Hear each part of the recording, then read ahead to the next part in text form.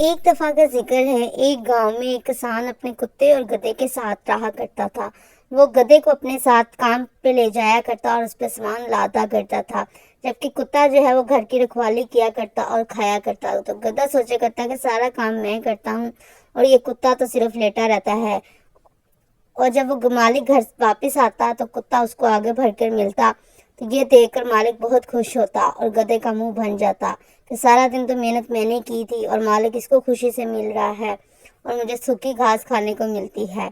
اور کتے کو مالک اپنے گھر بھی لے جایا کرتا، جبکہ گدھا باہر ہی رہا کرتا تھا۔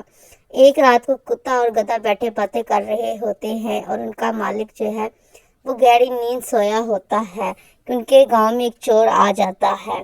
وہ چور ادھر ادھر دیکھتا ہے کہ کوئی اس کو دیکھ تو نہیں رہا۔ وہ جیسے ہی آگے بڑھتا ہے تو اس کو دیکھ کے کتا اونچی اونچی بھونکنا شروع کر دیتا ہے۔ تو مالک کی آنکھ کھل جاتی ہے اور وہ ایک ڈنڈا لے کر آ جاتا ہے چور کو مارنے کے لیے۔ چور اس کو دیکھ کے بھاگنے شروع ہو جاتا ہے اور مالک اس کے پیچھے پیچھے ڈنڈا لے کر بھاگ رہا ہوتا ہے کہ رکو میں تمہاری ایسی دھلائی کروں گا، اور چور بھاگ جاتا ہے۔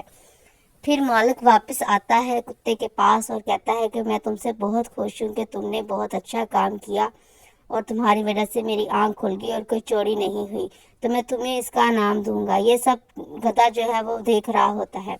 اگلے دن کتے کو زیادہ کھانا ملتا ہے اور کتا بہت خوش ہوتا ہے۔ تو گدھا سوچتا ہے کہ اس نے ایسا کیا کیا تھا جو اس کو اتنا کھانا ملا ہے، میں بھی ایسا ہی کروں گا تو مالک مجھے بھی زیادہ کھانا دے گا اور مجھ سے خوش ہو جائے گا۔